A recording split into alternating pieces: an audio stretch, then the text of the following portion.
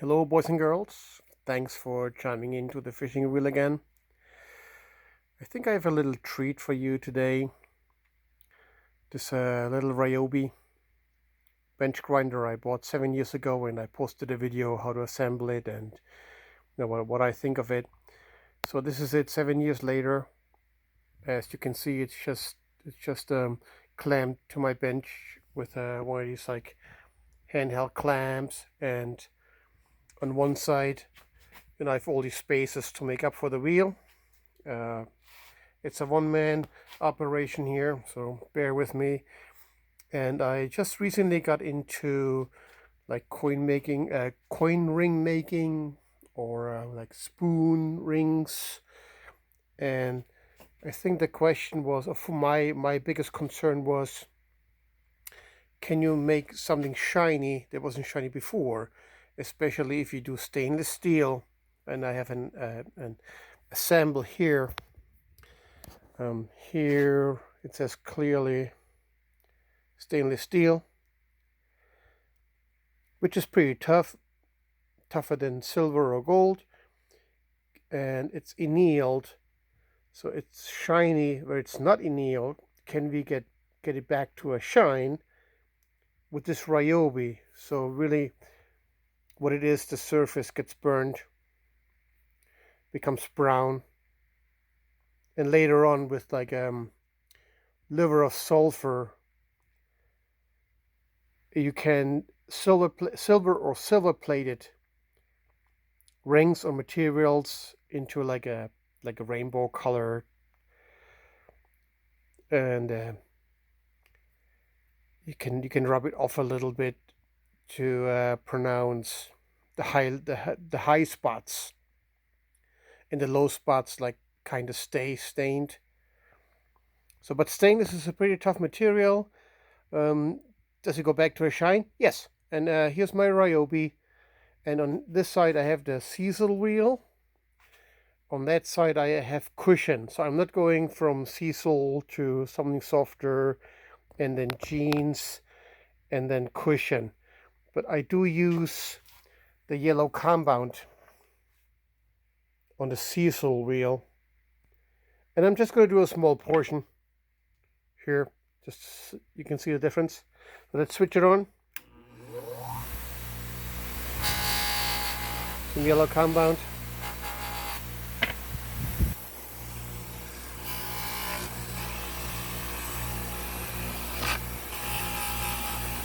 All right, let's go.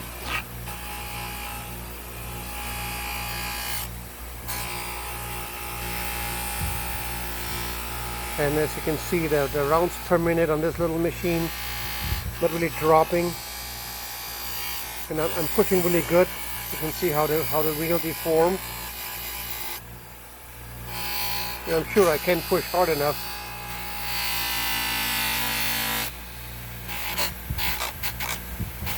It's not really slowing down.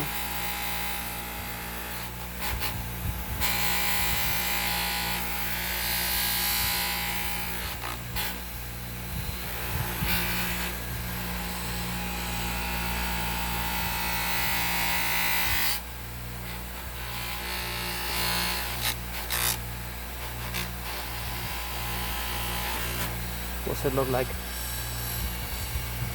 Okay, that's a pretty good shine compared to the rest. So we come over here with no compound. Just put it on.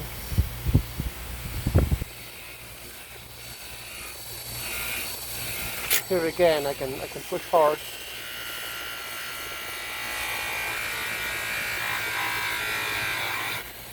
And this is getting so hot, you can't hold it anymore. Look how the shine comes back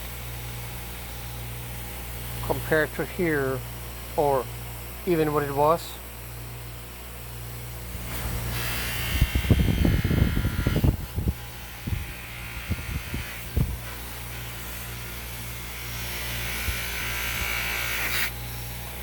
Sorry for making mistakes. I'm looking at it through my camera.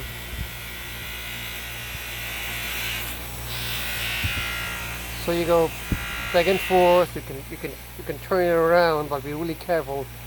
You don't want it to catch, but you want it at least get all the surface.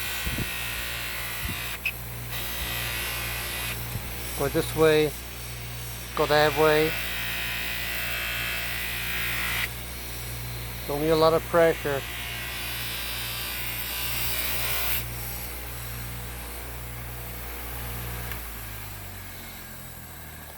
Look at the shine. So if you're into ring making with these kind of like spoons, forks, or type of materials, to the inside, the here that will be like on the inside of the ring, because later on you're not going to be able to reach them without like a Dremel or something. So I would just do it like that, all the way down, as long as your ring has to be, which if there's a question, it would be the diameter of your finger plus the thickness of the material times 3.14, like pi, you got radius, right? That will give you the total length. So you cut it, and then you roll it into a ring, and it will give you the perfect size for your finger. Plus minus a little bit depending how exact you are. So this is this little Ryobi, and this thing has done a terrific job for like 7 years. It's crazy. Like anything polishing, knife sharpening, all the different wheels here, different grinding compounds. This I tried earlier. It's from Germany. It's really good for sharpening like hardened steel knives, but I noticed it leaves like a smear, like layer on the metal, and then you go over to your polishing wheel, and it kind of just smears it a little bit more, and you have to like brush it off with like toothpaste and a little toothbrush, get it all out of this like little nooks and crannies. Sorry for the bad quality here, nooks and crannies and shit. So yes, and here are some finished products. I just got into this. That one, that's I think my second one. It was alright. Then I bought this stretcher reducer, and I reduced it a couple of times, stretched it a couple of times, back and forth like 3 times, and it finally broke.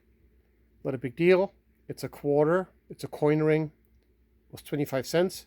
Done. So I made this one here, and I used a liver of sulfur to kind of stain it. It kind of wore off a little bit as I wore it for like a day or two, but now it's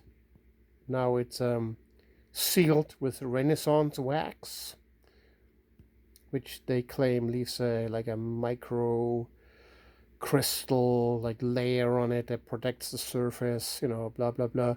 But here, see where you cut your spoon, if it's like a plated silver, you expose the copper or whatever the base is before they put the silver on. Anyways, I got this baby here. Look how shiny they came out, all with a little Ryobi. That's a size 12 plus. I think this is great. This one here I just made today. That's a 8.5. So polish the inside first, then do the outside, put some wax on. This one I made today. This will actually fit my thumb, and it's a silver plated. I just liked it because it says Ohio on it. I don't know why, but I think it's kind of odd. Got an eagle. It says Ohio. It's not like your average like silver something average or random pattern pressed on spoon. So I like that one. Big dude. I think it's almost like a 14. Okay, so that's the little RIOBY update, I guess, if you want to call it that. And this machine is incredible. You don't need anything like, $2, $3, $4, $500 or whatever you have. Just get this machine, put your wheels on, whatever you want, get your your compound, and that's it. And you're in business. All right, guys and girls, thanks for watching. And there's one thing for account, if you watch this, leave a comment, text me. I would like to get in contact with you for a short chit chat. All right, account. Thanks a lot. Bye, guys and girls.